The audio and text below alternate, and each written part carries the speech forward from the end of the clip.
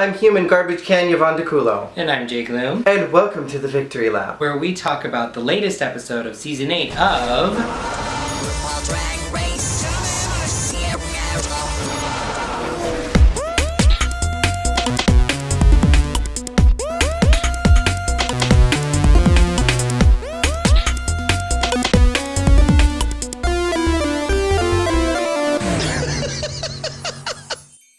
This week I am giving you Black and White, Mrs. Gulch meets the Wicked Witch. And I am giving you the same thing I give you every week, with a new lipstick. So this week we had a hashtag iconic look for the runway. It was my favorite book of all time. And RuPaul's. And RuPaul's, because she has good taste.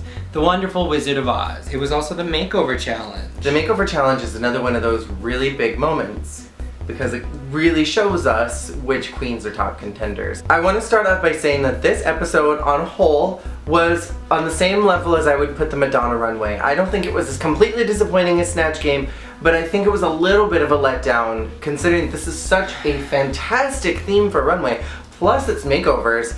I was just a little underwhelmed by what the girls put out. I truly understand now how Michelle Visage must have felt last week watching all those kimonos strut down the runway calling themselves Night of 100 Madonnas. Wizard of Oz really is, it's my favorite book, it's my favorite movie, I love the story, I'm all about the Wizard of Oz, and I was just so completely and utterly underwhelmed. And there's so much that you can do with the Wizard of Oz, not to mention that this is the easiest makeover challenge that has been in the main competition of RuPaul's Drag Race since season 1, and unless you count All Stars, which I think you could count, this was the easiest makeover that they've ever had to do. They had biological women. They didn't even have to transform men. No, they had the Little Women of LA, and honestly, who were all fierce. Who were all beautiful. They were all already beautiful. They were all great. They were all game. I just felt like they just got shuffled aside. They didn't really seem to be featured that much, and usually with the makeovers we kind of focus on the transformation, but there wasn't really much of a focus on that. And part of me almost wonders if it's because none of the girls really were transformed. There were only a handful of them that I would say were in drag makeup. Like I think Kimchi, her Kimchi's little person was in full drag makeup. Honestly, I don't think it really mattered because they didn't really seem to care what the Little Women looked like. They barely talked about them on the runway, they hardly commented on them, just a few little things here and there, so, you know, they probably could have sent them out in their own makeup. The girls could have done their own makeup and gone out, and the runway, the judges wouldn't have cared. The mini challenge this week was, the library is open, darling. Reading is what? Something not everybody can do very easily. The winner of the mini challenge was Bob. Bob won more expensive stuff. So much more. She practically has the grand prize jewelry. At this point. I know, like she doesn't even need the 100,000 anymore. She can pawn it all off and get the money. She's doing good. We got some fun reads this episode. The Nicole Page Brooks, like that one was. Come on. When it comes to the reading challenge, I hold every reading challenge to the standard of Jujubee, Leg and Derrick. I was just gonna say that. That one or Tyrod. Was your barbecue canceled because your grill is fucked up? Like, no clapback. That is everything. Jujubee had the best reads. Jujubee is the best library's open reading queen. Sharon too. Sharon was very good at what she did. You're such a fat slut. After sex, you smoke hams. Hers was funny too, but I hold everyone to a high standard, and we didn't quite get there. I think Bob came the closest. My personal favorite was Chi-Chi's, where she was like, Thorgy, I love you so much. I don't know whether to give you a hug or put some coin in a cup. So let's talk about the individual queens like we've been doing week to week. Can you tell how unhappy I am? It wasn't that bad. I'm really disappointed. We are filming the day after today. Normally we film the night of. We're filming the day after, and the disappointment has really set in for me. I was really excited for this. The minute I heard it was Wizard of Oz, I about peed myself. I love the makeover challenges because there's always so many crazy things that usually happen in the makeover challenges.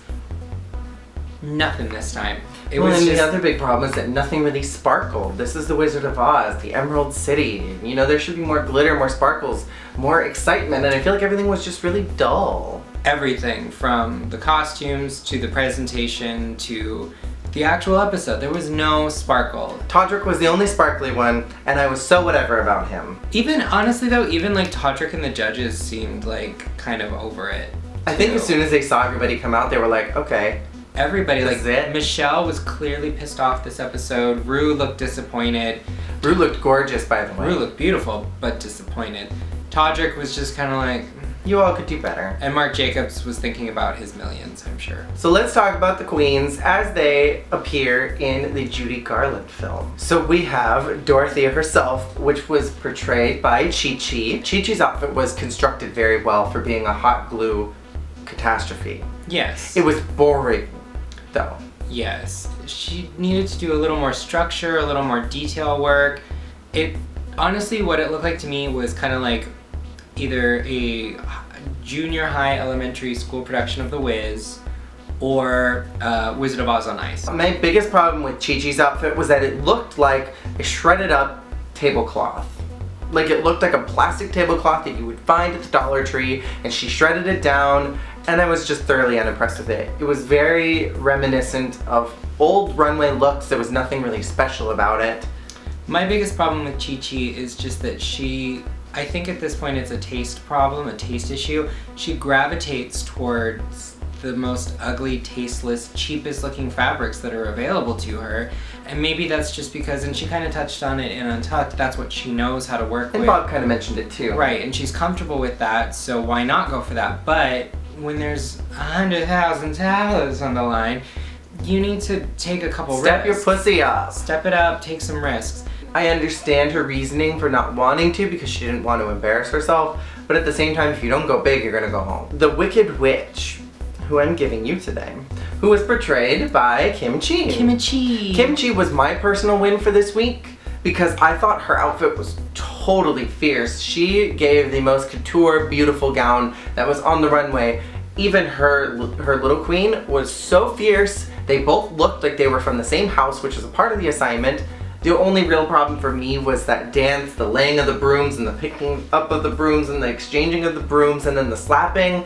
Like, it didn't make sense, and I think that's what really killed her. I will disagree and say that I think the reason Kim Chi didn't win, even though she did present a beautiful gown, the makeup on her and her little queen were great, and they looked, you know, like sisters, all that was great, I wouldn't have known what she was doing. Meh. It didn't necessarily scream Wizard of Oz to me. You know, it had elements where I could be like, okay, she's got like kind of striped stockings, so maybe that's what, but there wasn't enough there. Like, if I just saw Kim Chi's runway and you didn't tell me the context, if I saw the broom, I would say, oh, okay, she's a witch. But I wouldn't go to Wizard of Oz. True. So I think, you know, comparatively to Naomi, you could tell what Naomi was doing. It was definitely Scarecrow. And with Kim Chi, it was like, okay, she's goth. That fascinator that she made with all the feathers, it reminded me of the monkeys. And I thought it was so on point. And I don't know, she was just my personal win. But I'm gonna challenge you with this. Do you get that now because you know it's Wizard of Oz and you saw it in the context of the episode? Yes. With the poppies on the runway, the rainbow behind her, the brooms in her hand? Yes. Okay, but without all that, without all the other signifiers to tell you it was Wizard of Oz, I would have never known it was Wizard of Oz. Exactly. But if Naomi had been in the trailer, I wouldn't have known it was supposed to be Wizard of Oz either. That's just what I think Kim Chi's problem was, that it didn't scream Wonderful Wizard of Oz for some reason. There was just something about it that was great, but wasn't quite enough. Next is Glinda the Good, who was played by Bob the Drag Queen. Queen. This was a bad week for Bob. Bob spent all of his time working on his Makeover Queen that he ran out of time to do himself. Used a basic wig and kind of matched the makeup with the queen. Bob literally had 15 minutes till runway and started getting ready. Yeah. Because he spent all his time on his little queen, which I gotta say, I don't know how that's possible. Like, maybe the dress was more complicated than it actually looked. It didn't read that complicated on the runway. Maybe it was just because it was all white and so it was hard to see like any detail work in it. That wig, I mean, Bob's had that wig forever. She's used that wig how many times The now? red wig for her little queen was the same one I believe that she used It's in her the promo picture. It's her promo picture wig. It's a good Judy wig. It's a good Judy wig. They definitely went really easy on Bob for some reason. When other queens who have been doing really well fall backwards, they usually make a much bigger deal out of it. As far as the Wizard of Oz connection goes, the only thing I'll give Bob is that her queen was in white and had red hair, which, if you read the original Wizard of Oz books, that is the description of Glinda the Good. She has beautiful red hair and wears white dresses. So, I will give Bob points for going for the actual book because it was based on the book, not on the Judy Garland movie.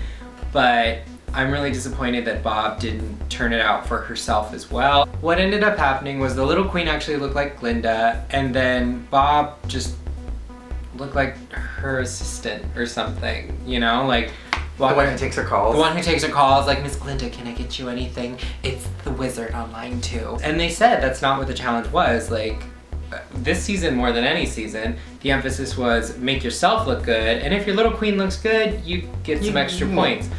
Which is totally different from any other makeup challenge, because any other makeup challenge, they want the makeover queen to look the best. Yeah. And then they want the queen to, you know, resemble them. This challenge was very different, and I don't know if I quite understand all the parameters around it, but I wasn't there, so.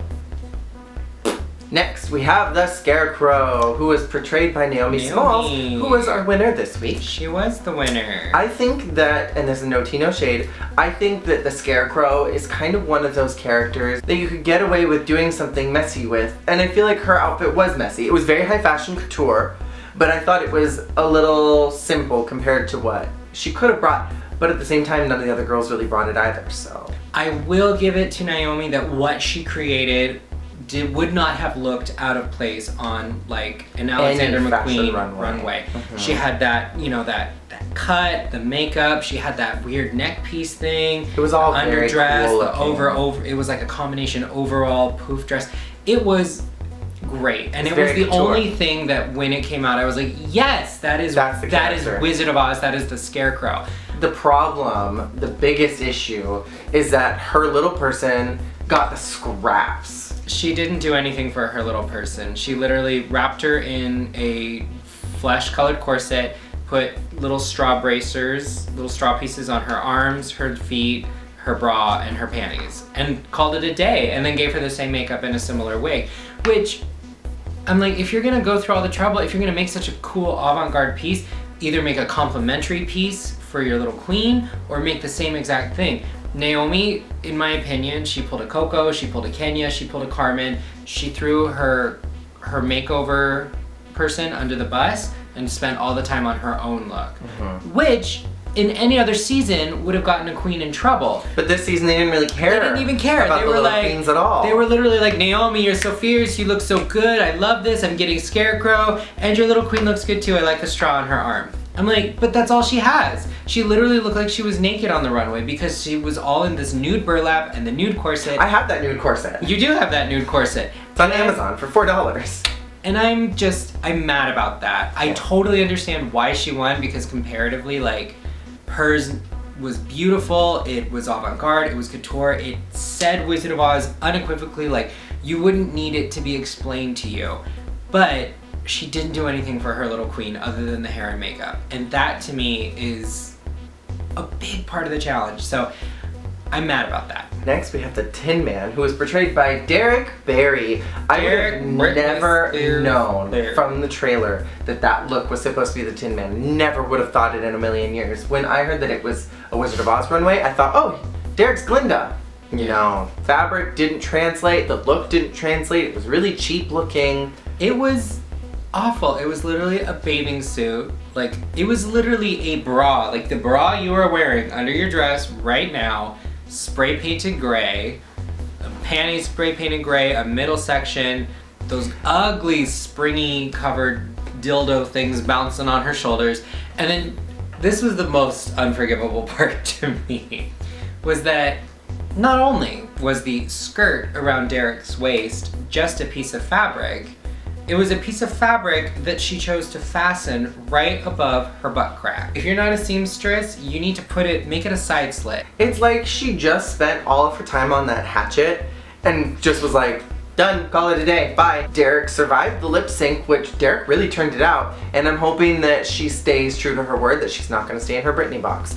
I don't believe it. But I hope it happens. I don't have high hopes. Stop relying on that Britney. Next, we have the Cowardly Lion, who was portrayed by Robbie Turner. Now, the biggest problem with this character that you really have to be careful with is Kim Chi did basically a Cowardly Lion character for her first runway. So you have to stay away from anything that Kim Chi did in that runway. And the hair on the shoulders.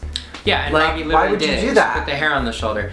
I think it was a big misfire from head to toe for Robbie. She used blonde wigs when she should have used something more brown or tawny that actually looks like a lion's mane. She used poor color choices. She did like, even on the most simple thing, like if she wanted to stick with her personal style, which is that 1940s glamour thing, she should have done, you know, kind of like a 1940s cocktail dress with like a fur muff and then big like mane hair. Just on the most basic, the most simple. There was too much going on and not enough all at once, which is a special kind of level of you done goofed. And also, I am not a lace front queen. I have one lace front to my name, and it is the thirstiest lace front in the world. I hate queens who try to turn a regular wig that's not lace front into a lace front wig and try to style it like it's a lace front. And Robbie does that, and I don't understand why, because Robbie's been in the business for a long enough time that she should have a handful of lace front wigs. Like even Layla had lace front wigs, and she tries to take these big thirsty wigs and she teases it all the way up and pulls that hairline back, and you can see where the wig cap is. And it's so unfortunate. Like, you should be doing so much better than this. This is unforgivable. And that is my biggest problem with Robbie, and I was so happy when she sashayed away. I'm gonna miss Robbie behind the scenes because I was really enjoying her like little asides like backstage, her conversations with the other queens. I like that weird sense of humor that she had. Yes. But as a performer, I was done with the excuses, and I'm done with... And there was another excuse this week. I can't remember what she said, I can't remember who she said it to, but I definitely feel like she made an excuse. So, bye Robbie. And also, can we talk about how her missing voice came back, like at the beginning of this episode? Maybe 2 hours spatially between last episode and this episode have happened, and her voice was completely gone in the Untucked. And then suddenly she had her voice again. Jesus came down and touched her throat and gave her voice. So, last but not least, we have Thorgy, Thor portraying a citizen of Emerald City. This was not Thorgy's week. I think what happened to Thorgy is that she started to get discouraged this week. She's very discouraged at this that point. she hasn't been winning, and understandably so. And understandably so. And I think it showed in her attitude a little bit. And then when it came to the execution of her garment, I just think that she went too simple. I wish she would have picked a different fabric instead of... More sparkles. More sparkles. Sequins. More sequins, more geometricness. Glittery, though. What she made was beautiful. Yes. And she made it twice, for her and for her little queen. They were matching They identical matched. outfits. It was perfect. That was I loved the goggles. gorgeous. It was The a glasses total was reference beautiful. to the book. I didn't like the hair at all. I didn't like it either. I didn't like the hair. I think, you know, I know that Thorgy has to do big updos, but I wish she had done something, you know, like sleeker and shinier, because those curly wigs that look like they were spray painted like a matte green, they just look so ugly and dull. So I wish she would have done something like that. And I wish she would have tried a little harder, because I feel like she let herself down this episode, and that makes me sad. I think she got citizen of Emerald City and was like, well, I'm getting green. I'm not going to win this runway. So I'm just going to do something safe. Because that's what I would have done. The cursed color green. It's a curse. Green has never done anybody well. So if you were on RuPaul's Drag Race, you were in this challenge, and you could choose what character you would do from The Wizard of Oz, what would you do? I have a special place in my heart for the Cowardly Lion. I played the Cowardly Lion in a high school production of Wizard of Oz. Let's hear it, let's hear it. Fly with a king of the forest. Scene. So I kind of think I would want to do that. Cowardly Lion or Dorothy? I would either choose the Wicked Witch or I would choose Dorothy, and I think what I would do is I would do something really crazy, black and white colored for myself. I would do like the farm girl kind of outfit, and then I would have like myself wrapped around in like a cocoon like Jasmine Masters did, and it would have like a tornado pattern on it, and I'd like come out and I'd twirl on the runway a little bit, and then my little queen would come like behind me where you couldn't see her, and then I'd like kind of twirl my little twister around her, and then she'd pop out and she'd be in full color, I like insanity. I like doing things that are weird. Thank you for watching this week's episode of The Victory Lap. We'll be back next week, whether you want us to or not. Say goodbye to her.